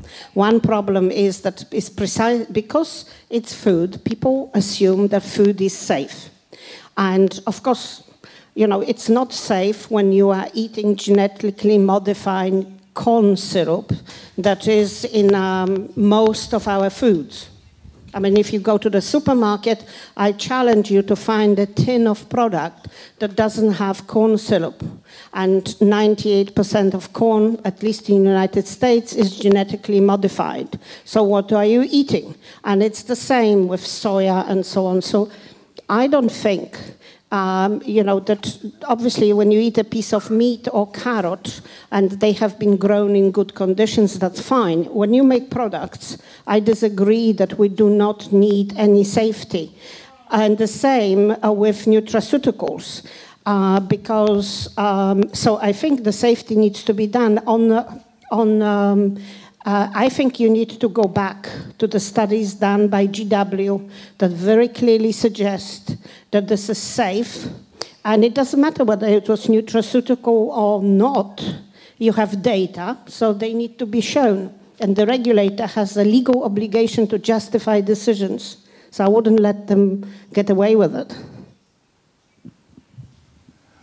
Lynn Wederer has written a PDR, physician desk reference for cannabis, based on the last century, meaning the 1800s up till cannabis prohibition, incorporating countless articles that show that it was used by humans in a routine fashion, extracts, etc., in a safe format. And she's presented that to the FDA at this point. She's part of the government in that she's the ambassador for autism from the federal government, just to get opinions. And their opinions at this point was that her argument seems good. The argument is that these oils, these extracts, should be classified as grass, generally regarded as safe. The same way aspirin was never tested in detail because it was used for so long. Cannabis has been used for thousands of years, but we do have at least medical documentation in America from American doctors that is going to be very hard for them to ignore and just say because of the FDA decided it should be illegal, it should be illegal. So this is going to come out in the next month or two, and there'll be a lot of controversy generated. We'll see where it all shakes out. Thank you. I want to ask you, Lumir, how you have quality control on the cannabis farms or breeders, and which tests are you doing there to follow cannabinoid and terpenoid profiles? You think in Israel? In Israel, yes. Look, we have 8 growers. Growers in the start they were interested only in THC contents. When I told them CBD, CBD, they were not interested. Later they came, we need CBD. So we started CBD, THC, and growers, today we analyzed everything what growers wanted to do themselves, and I said, okay, just do analysis, and I told them, please, can you send me your sample that I can analyze and we can compare your results and my results? Never happened, they didn't want, and I don't know any example that one grower has analysis from 2 different places, what should be very good. So they are mostly based on analysis of CBD and THC. But in Haifa is wonderful scientist, very Meiri, and he has also wonderful instruments which cost $500,000 and more. So with good instruments we can do that. So he is doing all cannabinoids and all terpenes. So he is doing profile of all strains in Israel concerning cannabinoids and terpenoids. Concerning cannabinoids, he is doing acids and he is doing neutral cannabinoids. So you have really full profile of any cannabinoid which he can find and any terpene or terpenoid which he can find in the plant. So he works on this intensively and he is specialized also on cancer. So he can test the different strains when he analyzes also how it works in vitro with beating cancer. So I think this is the only place which I know which works really on high level, and I hope that next month I shall have already new lab with new instruments, not for $500,000, it will be only for $300,000, but it still will be very good. We shall have UBL, CMS and GCMS, so we shall quantify what I told you, cannabinoids, cannabinoid acids, terpenoids, flavonoids, everything. And I shall cooperate with Dr. Meiri, and he's very interested for cooperation with me, and I think that we can do really on good level this research. Otherwise, growers, some of them have HPLC, some of them may give it to some company to analyze it, but it's very basic. Thank you. Standardization is extremely important to get a milligram per gram amount, and it's really my job to convince Bojo once again the validity of analytical equipment. That's why I like to revalidate methods with people like Dr. Hanush and other labs who are credible and come up and standardize better. I understand right, the standardization means that you inspect the let's say, extract, and you just acknowledge what's inside and take action according to what you have. Or should be the product, let's say, the product that you buy from a dispensary or a pharmacy should be the same every time. Yeah, absolutely. I believe that once again, it's variability. If you take an oral dose of cannabis, you expect a certain result, right? A certain effect. And that consistency of effect is very important. In my mind, to work out a regimen of dosage for a person you're treating for cancer, you have to be able to quantify what you're giving them. As a researcher, I like working with people that experiment with their dosage. We give them a standardized dosage. If they take it home, I suggest they take 50 milligrams in a capsule. I would like a person to double up one day, go back in a half a day, and take notes. That's the way we learn, right? But if they stick at that 50 milligram that I suggested, we don't learn anything. But that's often what the patient or the vendor will do. What I meant was, if somebody was to get, I don't know, 500 milligrams of THC a day, and let's say we have an extract that has once 25% of THC, then we should use 2 grams of it. And if we have a 50% strength, but otherwise the cannabis ratio is about the same, then you would have to use just 1 gram of the other one that has 50% of THC. Isn't that standard? It's a lot of work for pharmaceutics to prepare the exact amount, but they could probably adjust the dose when they're making suppositories or I don't know, solutions for people to take. Bob's grabbing for the mic, so I'll pass it on. Well, no, because that's a very important issue. And total quantity is critical from what we're seeing in terms of cancer patients. And if you wind up having to take a lot of something that's very weak, then you're also taking whatever the other stuff is. And again, that makes it even all the more important that you have it analyzed, because what if you're taking a whole lot of weak stuff that's loaded with nasty crap? So again, the analysis is extremely important, and we've seen these results. Yes, but let's say we have the same strain, then the variations in ratios and percentage is not that big. It's like, let's say, 2–4%.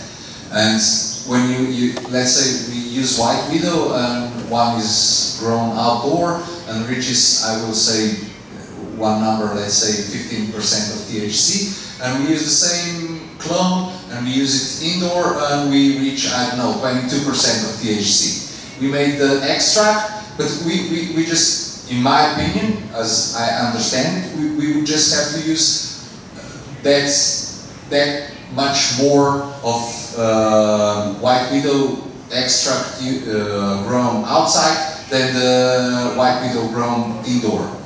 But it might be very different in other components. The thing is that I think you need to think on different batches. You may have something prepared that contains certain amount of cannabinoids. You could have variations when you are capturing the same variety inside, outside, in different conditions.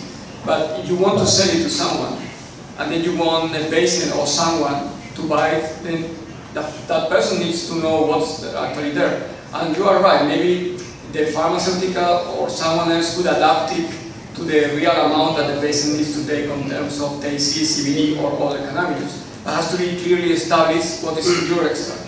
So you might have, and that's something that obviously needs to be discussed, you might have different batches. So I produce this summer batch, and the next summer another batch, and they contain different amounts, THC or CBD, although they are similar. But then you need to explain that, and it has to be very clearly indicated in the batch, and then that might be used for a preparation of something standardized. But then when a patient needs to take it, or someone needs to take it, they need to know which is the amount, because then, as they said, then you can work out the doses that actually the patient is taking. They should have batch numbers. Exactly, batch numbers or quantification.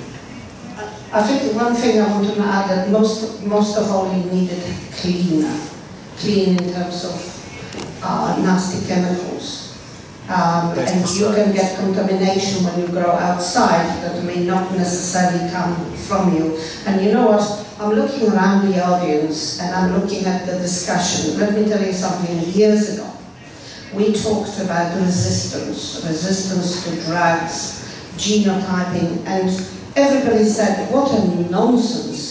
You know, it's going to cost us a fortune, it's not necessary, we don't need to do it, we don't. Today, actually, for many drugs, for antibiotics, for many diseases, we do full spectrum. So if you, in cannabis, think that this is not going to happen, it's a joke, it's going to happen. It's going to happen, you're going to be driven to have to do it because there is a technology. And what happens, it happened in the United States only a few years ago. You had a patient who went to the dispensary and bought extract. Then in a year's time, he went to another dispensary because that dispensary guaranteed particularly high THC. Then somebody said, oh no, but you also need CBD. So a competitor was selling CBD extract, and they said, we tested in a quality assured lab. It's a progress. It's, we can't stop it. I mean, why do we have mobile phones? Because it's a technology, and why don't we throw them out and write letters? We don't. We actually SMS, we use the technology. It's the same in cannabis. You can't say, I won't do it. You can't say it's enough, because the technology gives you the opportunity to do it, and you don't do it, your competitor will. So I think, to me, the most important is clean. The second, whether you like it or not, we need to understand whether that extra, cannabidiol, cannabinol, terpene, whatever else, does it matter or not? And for you today, no, it doesn't. But tomorrow somebody will produce data and will tell the patient that their cannabis is better, and they will sell it for better price, or maybe even for lower price, but they'll sell more and you won't. We have to face the fact that we need to sell a clean product, and we need to understand how that product works for our patients. That you can't reverse from it, I'm sorry. Yes, can I ask something? I would like to go in the same lane and follow what you just said and what was said in the morning discussions. And it's about, yes, the seed is a seed, and the plant grows, hopefully, in the same area, with the same water, and the same amount of sun that you get. And even in a sense of microbiotics, and you know that we are fighting for the decriminalization of use and the legalization of personal growth. But we know that there will be we would like that there are two ways of progress. One is the big grower, the corporate, we will not be able to stop it. And the second one is the personal growth. And I think for what we learned from Lumir in the morning, what you've been discussing, that actually what grows together with you may be in a nice synergy with your body and with your family. I mean, it's a kind of spiritual thing, but what Lumir said, you can have a plant with a similar structure of cannabinoids and another one with a similar, but it doesn't work for you. So this option may give us a strength to come up with this proposition in the legislative terms to say, guys, this is why you cannot stop us from doing it this way. And there is another. And the second question is maybe more to everybody, but mainly for the Czech guy. And this is about the mitigation of chemical disaster with hemp, which actually happened close to Ljubljana a month ago. And radioactivity. Thank you. Come on. I hope I understood what you were discussing. So I wrote down some of my comments. We are discussing about standardization, and here I wrote down this is, and also I want to contribute something that is called pharmacological determinism. This, okay? So that effects of drugs stem simply from their pharmacological properties and are fixed, stable, and universal. Okay. I would like to criticize this pharmacological determinism, since I'm coming more from public health, social medicine area. I would like to contribute that in addition to this pharmacological impacts, influences, the effects of drugs are not caused primarily by their chemical makeup. Yes. Not only dosage and the content of the cannabis, Of course, we know it's a mode of administration that is important. It is the age of the user. And then there are other very important factors that we usually forget on them. The effects of drugs are caused also by cultural beliefs about drugs and environment, political, social, economical, all this influence on the effects of cannabis. Legislative and enforcement context is important. This all has influence on how cannabis will work on us.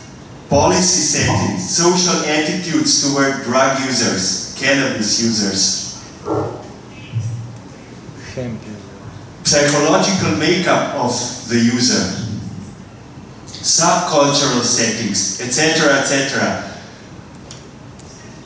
This is all what influence the effects of medical cannabis. And of course, because the pharmacological impact is much easier to measure, we usually forget on these other influences. But when we are discussing the standardization and when we are translating the knowledge from biology and pharmacology to policymakers, we should tell them about these other impacts. Because in particularly these other influences are important when we are fighting for the right to have access to medical cannabis. Okay. Well, can I hope I was clear. I hope I was clear. It's extremely clear, but that's why we have such a popular development in personalized medicine, personalized nutrition. We know that we are not the same, and we know that we have different resistance also to toxic substances. You know, some people, we have different resistance to radioactivity. After Hiroshima, some people very close to the epicenter never developed cancer, and some died from radiation sickness within hours. We know that, and it's not just cannabis, trust me. You know, I tell you the story, many years ago, I was in Nigeria, and a traditional healer wanted to tell me my future, and he did. I then encouraged a professor of pharmacology who was from the local university to try his luck. He said, no, I can't do it. Well, why not? He said, well, because, you know, you can do it because you're not from our culture. If I do it, and he tells me that I have to kill a sheep, or even worse, a human, I shall have to do it. So I can't have my future goal. And that's, you know, told me how strong, so it was fine for me, because I came from Europe, and to me, the black magic didn't apply, but he, despite the fact he was a professor of university, he was working in pharmacology, did not have courage to go against his culture. So I think, you know, for me, with due respect, even though we are fighting for the right to decriminalize the plant, for me, it isn't different. We are different. There are variations. We do respond differently. When we talk, and I think maybe there is some misunderstanding when some of us talk about standardization, we are not trying to tell people that they will not be able to grow cannabis in their garden because there will be a big brother to tell them what to do. But we need to be more aware that even when you grow tomatoes and you take toxic supplements, you throw them in your garden, these tomatoes will be toxic. So it's not just cannabis. We should not, when we talk to the regulators, we want the freedom, we shouldn't create something else that isn't. Because, you know, look at organic growers. People are talking about biodynamics. Why? Because actually vegetables grown in a good environment are much better for you. It's not just cannabis. Cucumbers, you know, beans, tomatoes, potatoes are all very, very important. And in fact, if you just take cannabis and do not change your diet, you know, I challenge you that cannabis will work, but actually you need to look at your diet as well, and ideally grow it organically. So I think I agree with everything you've said, but at the same time, let's not focus just on cannabis because it isn't true.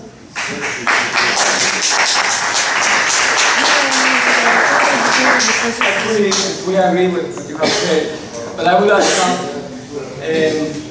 Actually, well, this placebo effect for many drugs, including cannabis, is very well known. So that obviously means that there are many additional factors, not only pharmacology, that are influencing the effect of it. However, as you also pointed, we know these individual differences that probably has to do with changes in the way that the receptors are for many drugs, not only for cannabis, for everything.